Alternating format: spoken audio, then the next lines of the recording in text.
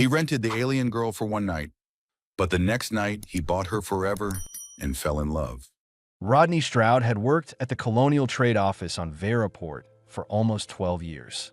His job was to record incoming manifests, check for errors in weight or quantity, and log export schedules into the central registry. It was steady work, quiet enough to ignore the city's noise, but never interesting enough to think about after hours. The job didn't give him power or prestige. It gave him rent money and a reason to leave his apartment each morning. He had arrived here a decade ago on a transport from the inner worlds, looking for something simpler after the failed marriage and the slow collapse of the freight company where he'd once been a clerk. This small colony had seemed stable, predictable. It still was. Stability, though, had turned into a life with no change and no one waiting for him at the end of the day.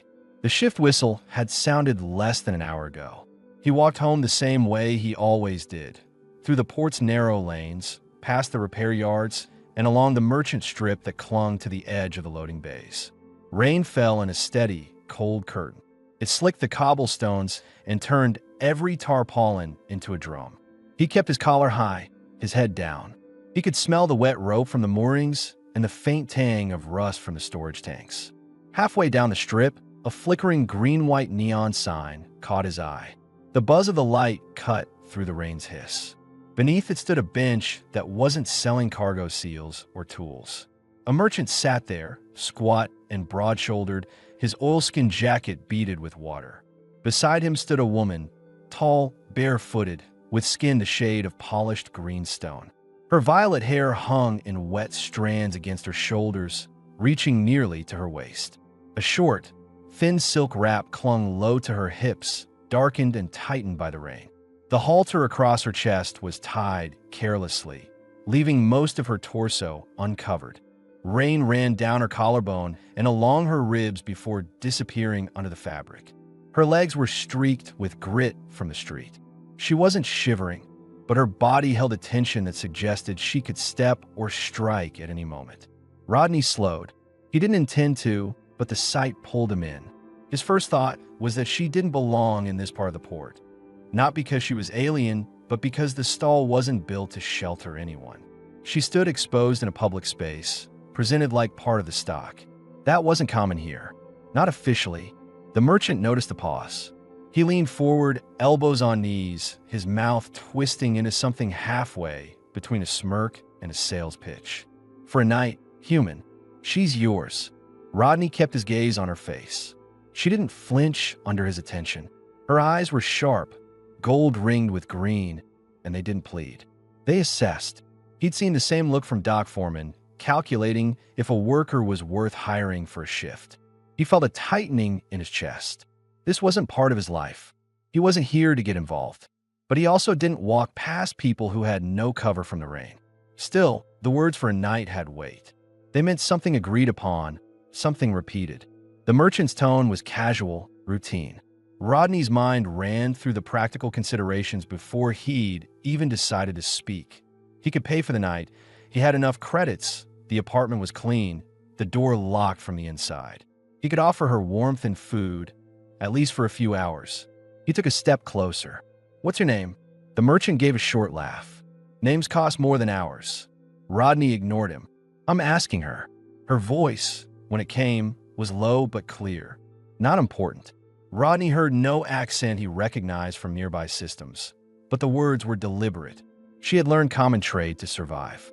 The way she stood, weight slightly forward, arms loose, told him she wasn't new to being appraised. "How much?" he asked the merchant. The number came back fast. It was high for what it was, but not enough to make him walk away. He thought about the credits folded into his inner coat pocket, his reserve for emergencies. He told himself this counted. "Fine," Rodney said. "But first, one answer." The merchant rolled his eyes. "Always one who wants to talk first." The woman met Rodney's gaze again. "What are your rules?" The question stopped him. No shouting. No locked doors. No taking without asking, he said. She looked at him for a long moment, then at the merchant. "He pays. I go." Rodney handed over the credits. The merchant counted them without hurry, then gestured her forward.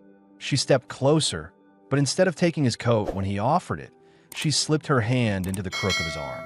Her skin was warm, her grip light. They walked. Rainwater splashed up from the cobbles, soaking the hem of her wrap. Rodney kept his pace steady, aware of her matching it exactly. He noticed she didn't look around much. No scanning for escape routes. No checking who might be following. She had already decided where the night would take her. When they reached his building, he keyed in the door code. The hall smelled faintly of old paint and boiled tea from the neighbor's flat. He unlocked his apartment and stepped aside. She crossed the threshold without hesitation, leaving wet footprints on the wood floor. Rodney closed the door behind them. He heard the rain on the window, the hum of the single lamp, and the slow, deliberate sound of her breathing. For the first time all evening, he realized his own heart was beating harder than it should. This was not how he planned to end the night. But she was here now, and so was he, and neither of them had asked the other why. The door latched with a clean click. Rain pushed a dull hiss through the window frame. Rodney set his keys in the bowl by the shelf and turned the lamp down until the room held soft, steady light. The woman stood just inside, taking in the space with a quick, practice scan. One room, one window, one interior door to the bathroom. No balcony, no second exit. Her breathing stayed even. She didn't ask where to stand or what to do. She waited to see if he would start giving orders. He did not. "There's a towel on the chair," he said. "Hot water works. There's soap, nothing scented." He heard the stiffness in his own tone and felt it as a sign of nerves, not control. "You can shower first or eat first. Your choice." She looked at the towel, then at the kettle on the counter, then at him. "Food first. Washing after. I don't like heat on an empty stomach." "Tea, bread, fish," he said. "I could do rice too. It takes 10 minutes. "Rice," she said, "and salt." He moved to the counter and set water to boil. He checked the rice tin and measured with his palm, a habit from years alone. He added a pinch of salt and set the pot to simmer. She drifted toward the window and opened it 2 fingers. The sea moved in with the air, clean and cold. She caught his reaction and nodded, as if confirming he wasn't going to protest small choices. "You asked for rules," she said. "I ask you now about safety." "Yes," he said. He paused to cut fish into small pieces and heat them in a pan with oil. "I don't drink. I don't use anything. I don't get violent. I don't trap people." He met her eyes. "I have no one else's key to this place. I don't bring men here. I don't bring women here. It's just me." She watched his hands while he spoke, as if truth could be found in the way he held a knife and a pan. "Medical. Last clinic checked 2 months ago," he said. "Nothing flagged. Records are on my terminal if you want to see them." "Later," she said. "I prefer paper when possible." "I have printouts," he said, realizing he did. He kept hard copies because power outages irritated him and paper did not. She took the chair nearest the window and set the towel on her lap like a napkin. The silk wrap had begun to dry at the hem. She adjusted the tie with efficient fingers. He saw old marks on her wrists, no fresh damage, no swelling. The skin looked healed but changed. He looked once, looked away, then made himself look back long enough to accept the reality of what she had survived without turning it into a performance in his mind. "I didn't ask your name again," he said, plating the rice. "I won't. If you want to tell me when you choose." She accepted the plate and the fork. "Good." He put a smaller plate between them with the fish, then set 2 cups and poured tea. Steam fogged his glasses for a moment. He slid them up and wiped the lenses with his shirt. She watched the small act with a faint, quiet ease, as if the unembarrassed practicality reassured her. They ate without hurry. The rice softened the edge of the day. The fish added warmth. He noticed how she chewed, slow, thorough, no hoarding, no flinching when the fork touched the plate. When she reached for a second piece, she glanced at him first, a small courtesy that didn't ask permission so much as confirm he understood the shared space. He nodded. "What do you do at the port?" she asked. "Manifest control," he said. "Make sure cargo lists match what comes off and what goes on. Some days I inspect, some days I sit and correct weights and codes and timestamps." He took a sip of tea. "I keep errors from turning into fines." "You were trained for it." "Clerk worked for a freight company on the inner routes before I moved here," he said. "I was good at finding patterns. The pay was better, the hours worse. This is quieter. Why here, she asked. After the company folded and the divorce. I wanted a place where the days looked the same, he said. He heard how flat that sounded and accepted it. It worked, maybe too well. She tasted her tea, eyes on the steam for a beat. I was a dock runner, she said. Legally. My papers were fine until the foreman changed. She tapped the table once with her index finger, a gesture that carried years of irritation compressed into one movement. New foreman audited every hybrid worker. Said our item chips came from the wrong batch. Most of us were pending while they checked. Pending means no pay. Pending means you stand in the rain until you learn to be wanted for something else. Rodney felt anger rise, clean and focused. It appeared as pressure behind his eyes and a tightening in his jaw, not as a plan for violence. Do you have a case file with the labor office? She ate another bite and gave a short, humorless breath. There is a box where you can put forms. The box is always locked. The man who keeps the key is always on lunch. He nodded once. I can check the registry tomorrow. I can see if the audit shows up in the system or if it's just a foreman cutting costs. He heard the part of his brain that loved a clean ledger step forward. If it's in the system, there will be a trace. She considered him. You said no taking without asking. That includes using my name anywhere. You don't have it. You don't use guesses. Agreed, he said. I can search by foreman ID and date of policy change. That's enough to learn how many workers got flagged and whether it's standard. Do it, she said. The approval wasn't warm. It was professional, and somehow that meant more. What is your main mission? Rodney Stroud. The word made him almost smile. Mission felt too large for how he lived, but she'd asked plainly, so he answered plainly. Keep the register honest. Keep my rent paid. Keep my temper in a city that runs on looking away. He met her eyes. Tonight, my mission is to offer you safety without pretending it fixes your life. She held his gaze, then looked at the window again. My mission is to stay alive with my choices intact long enough to not need a bench. They finished the rice and fish. He cleared the plates, giving her space to stand if she wanted. She didn't. She stayed seated, listening to the rain like it was a clock they both understood. He rinsed the dishes and set them to dry. When he turned back, she was already on her feet, towel in hand. Shower now, she said. Fresh shirt on the chair, he said. It'll be large on you. The fabric is soft. She took the shirt and paused at the bathroom door. Do not come in. I won't, he said. Water ran. He wiped the table, folded the damp towels from the floor, cracked the window another finger's width, and set a small stack of printed clinic records on the corner of the table. He debated whether to light a second lamp, decided against it, and adjusted the first to knock down shadows at the edges of the room. He changed the pillowcases. The small attentions calmed him and gave his hands work while his mind replayed every line she had spoken, measuring tone and cadence for stress and fatigue. She came out in his shirt with clean skin and wet hair. She looked at the stack of records, broke the string, and scanned the first page. You keep good paper. I keep what I need to prove a thing when someone doubts it, he said. She scanned 2 more pages and retied the string. She didn't hand the bundle back. She set it on the shelf by the door as if it had earned a place. Lights low, she said. He turned the lamp down. She moved to the open window and stood in the draft. She closed her eyes and breathed. For the first time, he saw her shoulders lose a fraction of their height. Before we decide what happens next, she said, eyes still closed, we settle questions your neighbors or your own head will ask later. Ask them now, he said. Why was I on that bench? She said, opening her eyes. Because rent is due and food costs money and my lawful work is on hold. Because I do not owe the merchant my life, just my time. Because I will not sleep in a shelter where hands reach in the dark. Because I keep my own rules and I choose the men I stand beside. She turned to face him. You were not chosen because you paid. You were chosen because you did not look away from my face. Rodney absorbed the words without trying to soften them. What do you want from tonight?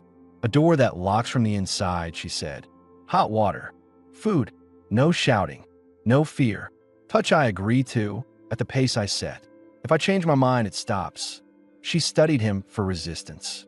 There was none, and I want you to check that labor audit. I will, he said. First thing. Good, she said. Now your questions. He set his back to the counter so he didn't crowd her. Do you have a safe contact on this world?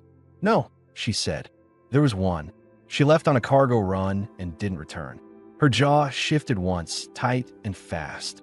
No more questions about that. Understood, he said. Do you want money now for tomorrow, in case you leave early? She surprised him by shaking her head. You already paid the merchant. I will not take twice for the same hours. If I stay, I will cook breakfast. If I leave clean. He let the correctness of that settle in his chest. It felt like standing on solid ground. If you stay, I can find you proper clothes, he said. Not to change anything you choose to wear. For warmth. Tomorrow, she said. Not tonight. Agreed. She stepped away from the window and closed the gap between them until the hem of his shirt brushed his thigh. She studied his face, searching for signs of need or hunger that might turn clumsy, then lifted his hand and set at her waist. I will set the pace, she said. I'll follow, he said. She nodded and moved with deliberate care. Her fingers trailed from his wrist to his shoulder, mapping muscle and breath, not as performance, but as calibration. When she kissed him, it was steady and direct. He matched her, keeping his hands where she had placed them until she guided them higher along her ribs. He felt her release, a held breath, not dramatic, just a small shift from alert to present. They undressed without rush. She left the window open. The cool air kept the room from feeling sealed, and he understood the practical logic of that choice. They touched with attention, testing pressure and pace, stopping once when she raised a hand, starting again when she lowered it. Nothing felt staged. Nothing felt owed. When they finally lay still, she rested her palm on his chest and counted his heartbeats like a simple check on a machine that needed to run without failure.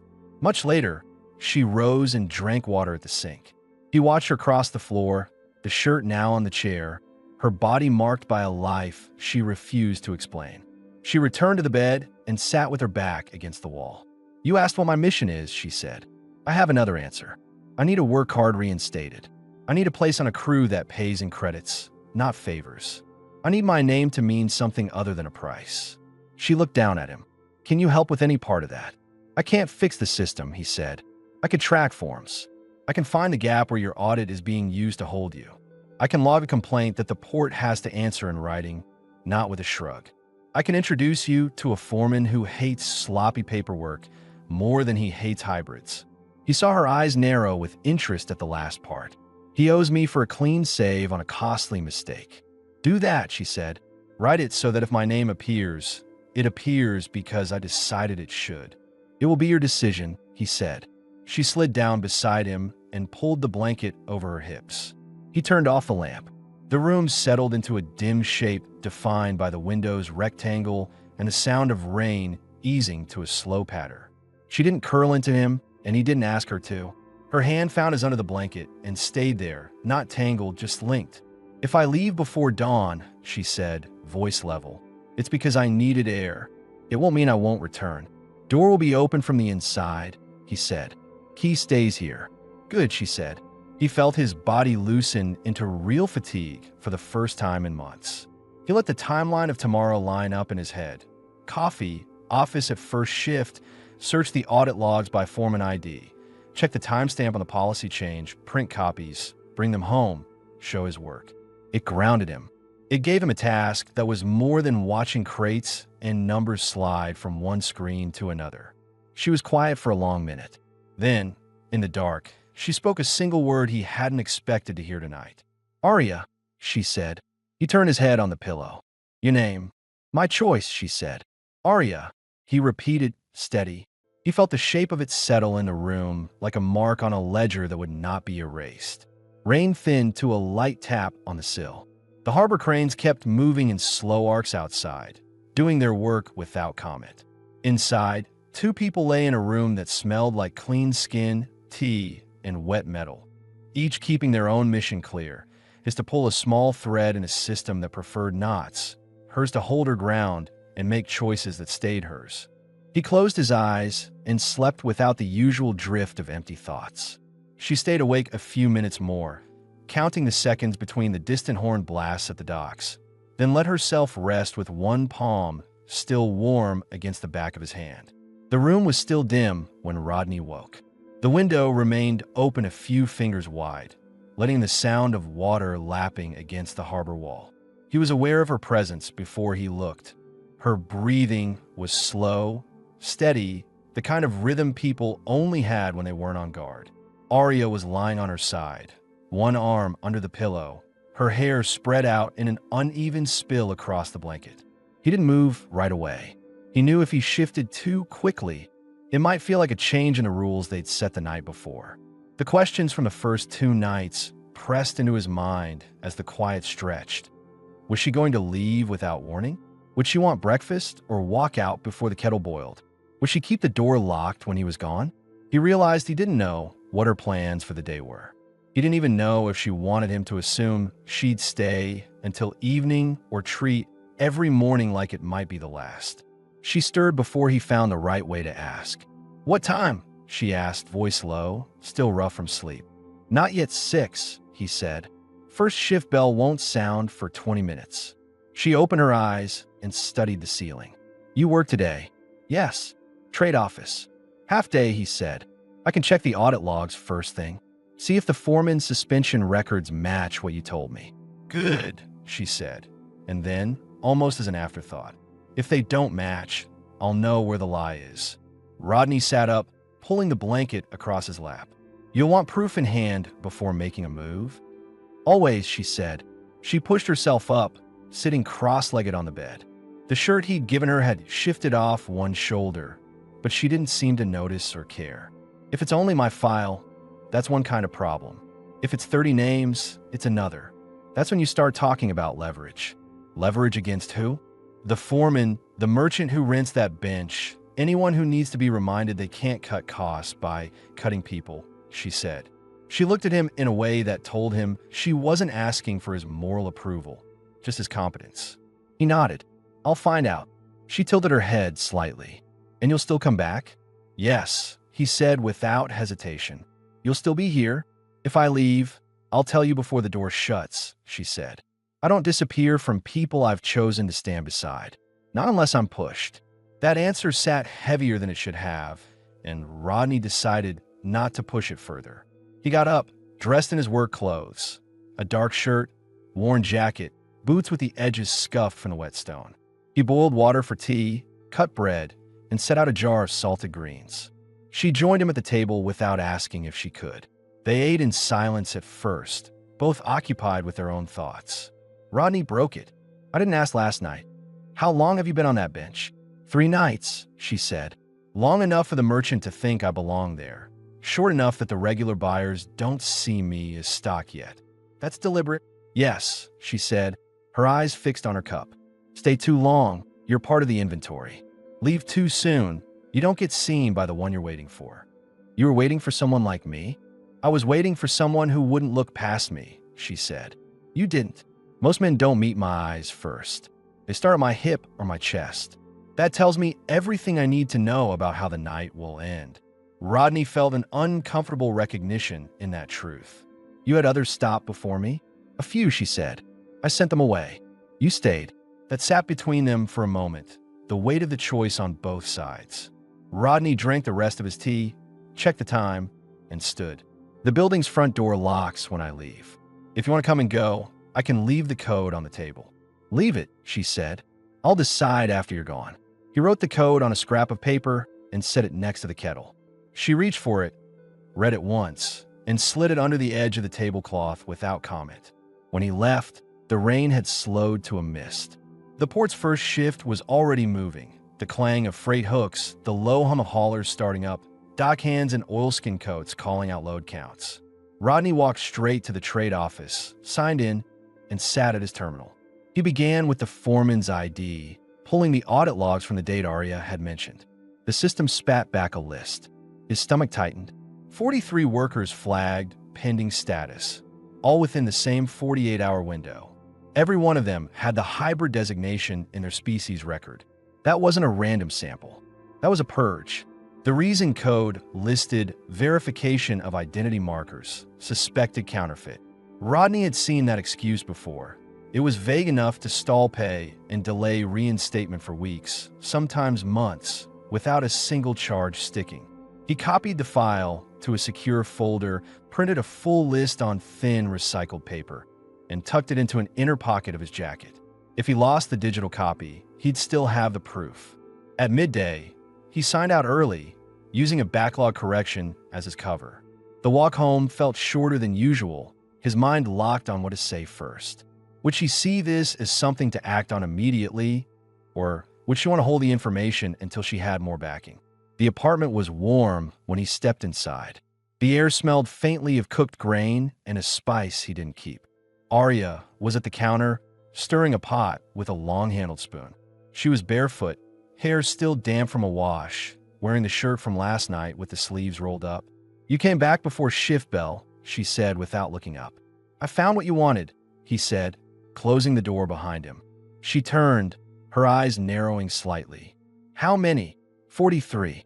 All flagged in the same 2 days. All hybrids. Her hand tightened on the spoon. "Reason code. Verification of identity markers. Suspected counterfeit," he said. "It's a stall tactic. They'll keep you in pending until they need cheap replacements for a hard shift, then clear you just long enough to fill the gap." She nodded slowly, setting the spoon down. "Then we know it's not personal. It's policy, which means we can predict their moves," he said. She studied him for a moment. "And you're willing to keep pulling at it? You know, once you start, you can't pretend you didn't see it." "I've already seen it," he said. "That's enough." Something in her posture shifted, still guarded, but less braced for a blow. "Then eat. We talk after." As he sat, he noticed her glance toward the table where the code had been. The scrap of paper was gone. That answered his unspoken question. She'd stayed. And for the first time, he felt the beginning of something neither of them had named yet. A shared purpose that went beyond the rules of last night. They ate without rushing. The grain was soft, spiced in a way Rodney couldn't place. Arya had added something sharp that cut through the salt. Bright, but not overpowering. She didn't speak while they ate, and Rodney took that as a sign she was thinking, not avoiding him. He let the silence sit until her bowl was empty. "What will you do with the list?" he asked. "First, I'll memorize the names," she said. "Then I'll decide who can be trusted to hold a copy without selling it." Selling it. Her eyes lifted to his. Information is currency in a place like this. A worker with proof of discrimination could trade it to the wrong person for a week's pay, maybe more. But the proof wouldn't change the system. It would vanish into someone's ledger as a tool for leverage in a deal we'd never see. Rodney set his fork down. "You want to avoid that. I want to make sure this list doesn't end up as a bargaining chip between two men who both think we're expendable." She pushed her bowl aside. "Tell me about the foreman." Rodney leaned back in his chair. "Harrick Vole, 20 years on the docks. Buy the book when it suits him, blind when it doesn't. He hates losing control more than he hates losing money. He'll cut corners if it keeps his numbers clean." Arya nodded slowly. "So if someone made his numbers dirty, publicly, he'd scramble to fix it." Rodney saw where she was going. If you leak the right part of the list, it'll force him to reinstate some workers just to cover himself. "Not leak," she corrected. "Deliver. Hand to someone who has no reason to protect him. A crew boss who needs the laborers back. Someone who can't be bought off. You know someone like that?" "I knew one," she said, her tone flat. She left. "I'll have to find another." Rodney thought for a moment. "I might. Not a crew boss, an inspector. Name's Kern Halvik. He's assigned here once every few months. He hates incomplete records and has enough pull to suspend a foreman's access to the hiring board. If we give this list to him, he'll investigate. He won't care about politics. He only cares about the file being clean." Arya studied him. "Would he protect the source?" "He doesn't care about the source," Rodney said. "Only the data. If your name isn't in the file I hand him, you don't exist to him." She considered that for a long moment. "Then that's our way in." Rodney didn't miss the word hour. It wasn't just her problem anymore. The rest of the afternoon, she worked through the names in a notebook she had taken from a shelf. She wrote each one carefully, marking them in columns. Those she knew, those she had seen, those she didn't recognize. Rodney made coffee and watched her work. There was a precision to her movements, like she was building something that had to fit exactly. At one point, she stopped writing and looked up. "Why are you doing this?" Because I can, he said simply. Because I've been staring at cargo lists for 12 years, making sure every number matches, while people like Vol use the system to cut lives out of the records. If I can correct this one thing, I should. She looked at him for a long moment. Most people here keep their head down. I've kept mine down too long. She didn't smile, but something in her expression softened. She went back to the notebook. By evening, they had a plan. Rodney would meet Kern when he arrived for inspection in 3 days. Arya would stay off the streets until then, avoiding the merchant strip. She agreed to let him keep the physical list until the meeting, but only if he stored it where no one else could reach it. He locked it inside the false bottom drawer in his desk. She tested the mechanism herself. When the day's light had faded and the port's night siren sounded, Arya stood at the window, watching the cranes move against the glow of the harbor lights. 3 days, she said. Then we see if your inspector is as clean as you think. Rodney joined her at the window. 3 days, he said. Neither of them mentioned the possibility of failure, but it was there in the silence, understood by both. They stayed at the window until the harbor quieted, 2 people standing side by side, looking out at a city that didn't know yet that its records had been cracked open. The first day of waiting began before dawn. Rodney woke to the faint scrape of movement in the kitchen, light enough to tell him she was trying not to disturb him, deliberate enough to make him wonder if she was testing boundaries. He stayed in bed a moment longer, listening. Cabinet door, soft click, water running, the muted sound of a knife on a cutting board. When he stepped into the kitchen, Arya was standing at the counter barefoot, sleeves of his shirt rolled above her elbows, hair loosely tied back. She had taken out bread, boiled water, and laid out 2 mugs. The kettle hissed behind her. Without turning, she said, "You keep the tea in 3 different tins. The one on the top shelf is the better quality. You drink from the lower tin when you're alone." He raised an eyebrow. "You've been studying my kitchen?" "I've been studying you," she said, pouring water into the mugs. "It tells me more than questions would." Rodney moved to help, but she slid the bread plate toward him with a small shake of her head. "Sit. I'll bring it." She set the mugs down, one in front of him, the other across from it. She didn't sit immediately, but leaned a hip against the counter, watching his reaction as he took a sip. It was the top-shelf tea. Strong, smooth, less bitter. "You don't serve this to just anyone," she said. "I don't have just anyone here," he said. That answer seemed to satisfy her. She sat and began to eat. They didn't talk much during breakfast. When the silence stretched too long, Rodney asked, "You ever stayed in one place this long?" Arya chewed before answering. "Not since the audit started. If you keep moving, you stay ahead of the lists. Stay too long, they find you in the registry." "That's not going to happen here," he said. Her eyes flicked to him, measuring his certainty. "You can't promise that." "I can promise they'll have to go through me first," he said. That earned him a slow blink and the smallest tilt of her head. Acknowledgement without argument. Mid-morning, he left for the trade office. The day was heavy with salt mist, and the port cranes were slow to move. Before stepping out, he told her, "I'll lock the door from the outside. You can still open it with the code if you want to leave. But if you do, avoid the market strip." "I'll be here when you get back," she said. He believed her, until he reached the office and realized how easily she could walk out without telling him. The thought distracted him while he worked, but when he came home just after midday, the door opened to the smell of cooking and the sight of her leaning over the stove. She had not left. The table was set, bread warmed in the oven, vegetables sautéed with something sharp and earthy. She moved around the kitchen with quiet precision, not rushing, not asking where things were. "Neighbors stopped by," she said, plating the food. Rodney straightened. "What do they want?"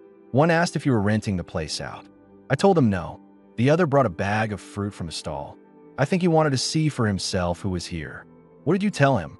"That I'm a friend," she said, "and that you don't rent rooms." Rodney sat, considering the implications. "Word will spread." "It always does," she said, placing the plate in front of him. "But you don't seem the type to care what your neighbors think." "I care if it makes you a target," he said. She met his eyes directly. "If they think I'm with you by choice, they're less likely to try anything. That's the advantage of staying inside for now. You keep control of the story." They ate, the quiet between them different this time. less like strangers waiting for a reason to speak, more like two people who had started to settle into each other's space. After lunch, she moved to the desk and ran her fingers along the locked drawer where the list was hidden. "Still here?" "Yes," he said. "Good," she replied, leaving it untouched. The rest of the day passed in the rhythm of a shared apartment. Rodney worked at the small table, reviewing cargo entries. Arya read through his old paper logs, occasionally asking about obscure port codes. In the evening, she stood at the window again, arms folded, watching the harbor lights flicker in the mist. "2 more days," she said without looking at him. "2 more," he confirmed. It was the first time since she arrived that her voice held something close to anticipation. The second morning of waiting came with a heavier fog. The harbor was little more than a dull glow beyond the window, cranes reduced to dark silhouettes that faded into the gray. Rodney woke to the sound of someone moving carefully near the front door. He pushed himself up and saw Arya crouched low, sliding something under the narrow gap. "What are you doing?" he asked, voice still rough from sleep. She straightened without alarm, checking if anyone's been by. "A folded paper under the door will shift if it's opened." "It hasn't." He nodded slowly. "You've done this before." "I've lived in places where you couldn't trust a locked door," she said, coming toward the table. "If we're going to give your inspector the list, we can't have anyone guessing we have it." Rodney stood, pulling on his shirt. "We're still 2 days out. Current schedule is solid. He arrives on inspection rotation, and he doesn't deviate." "That doesn't mean others won't," she said. "Vol might notice your early leave yesterday. Might start asking who you spoke to after shift." It wasn't paranoia, it was risk assessment. He knew that look in her eyes now, steady, not panicked, every detail filed away for later use. They ate a quick breakfast. Arya stayed near the window, watching the lane below while he got ready for work. Before leaving, he paused at the door. "You trust me enough to stay again?" "I stay because I choose," she said. "Not because I trust you. Trust is earned over time." The bluntness didn't sting, it made sense. He gave a short nod and stepped out into the mist. At the trade office, the morning dragged. He ran manifest checks, corrected unit entries, and cleared 2 backlog freight invoices, but his mind stayed on the drawer at home. When his shift ended, he didn't linger. Back at the apartment, he found her sitting on the floor with a notebook open, names from the list spread in 2 columns. She glanced up. "I've sorted the names by who's likely to speak up if reinstated and who'll keep their head down. You'll want to give current examples from both groups. It'll show it's not an isolated problem." Rodney knelt beside her. "You've been thinking like an inspector. I've been thinking like someone who's had to prove the same truth to deaf ears too many times," she said, closing the notebook. The afternoon passed in small, deliberate actions. She cleaned the counters. He went through the week's cargo receipts. When a knock came just after dusk, both of them froze. "Who?" Rodney called. "It's Marin," came a woman's voice. From 2 doors down, Rodney opened the door enough to see her. She was in her 50s, holding a tin wrapped in cloth. Her eyes darted past him into the apartment, lingering for a moment before she smiled. "Thought you could use something warm." "Stew." He took the tin. "Thanks." Marin's gaze shifted to Arya, who stood by the counter, expression neutral. "Friend of yours?" "Yes," Rodney said, his tone leaving no room for follow-up. "Good to see some company in here," Marin said, then left without pressing. Rodney closed the door, locking it. Words spreading faster than I thought. Arya's voice was calm. "That's not all bad. If people know I'm here, it's harder for me to disappear quietly. Makes Volskine nervous." They ate the stew without much talk. Later, as the harbor lights blinked on, Arya stood at the window again. "Tomorrow is the last day before we move," she said. "You ready?" Rodney asked. Her jaw tightened slightly. "I'm ready for whatever comes after. Whether we hand Kern the list or burn it, I don't want to be on that bench again." "You won't be," he said. She didn't answer right away, but when she finally looked at him, there was less distance in her gaze than there had been 2 days ago. Not trust yet, but the beginning of something that might grow into it. The morning light was flat and colorless, the kind that made the whole port look like it had been drained of life. Rodney woke early, the steady weight of tomorrow's meeting with Kern sitting at the front of his thoughts. Arya was already up, seated at the table with a notebook open, her hair pulled back, bare feet resting on a rung of the chair. She didn't look up when he stepped into the room. "You didn't sleep much," he said. "I didn't need to," she replied. Her pen tapped against the page. "I've been running through scenarios. What happens if Kern takes a list but says nothing? What happens if Vol hears about the meeting before it happens? You think someone might tell him? I think people talk when they think it will buy them favor," she said simply. "One wrong word to the wrong ear, and he'll move to protect himself before we can corner him."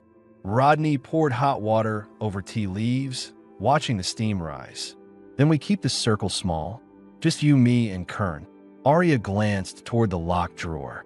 "And that list stays exactly where it is until we walk it out the door." They ate a small breakfast in silence. Rodney left for the trade office with a sharper awareness of every eye that passed over him. He kept his head down, moved through his work quickly, and left early on the excuse of a file check at home. When he opened the apartment door, the air inside felt different. Not tense exactly, but charged. Arya stood near the window, arms folded, looking down at the street. "What happened?" he asked, closing the door. "Two men stopped outside the building," she said. "Didn't come in, but they looked up at this window more than once. One of them works under Vol. I've seen him on the docks." Rodney's pulse jumped, but he kept his tone even. "They can't know about the list. Not yet. They might not," she said, turning toward him. "But it means word about me has reached the wrong set of ears. And that makes tomorrow more important." Rodney stepped to the desk, unlocked the drawer, and checked the list. Still there, still wrapped tight. He locked it again, turning the key once, twice. "We'll move careful tomorrow. Kern will meet me inside the inspection office. You won't have to be there." Her brow furrowed. "I should be there. If something goes wrong, you'll need someone who can read the room differently than you." "Arya," she cut him off. "If this is about safety, I'm already past the point of being safe. This is about control. You don't get to run this alone if it affects both of us." He held her gaze, weighing the argument. She wasn't wrong. "Fine," he said at last. "You come, but you stay out of the exchange until I signal. If Kern reacts badly, I want you clear of it."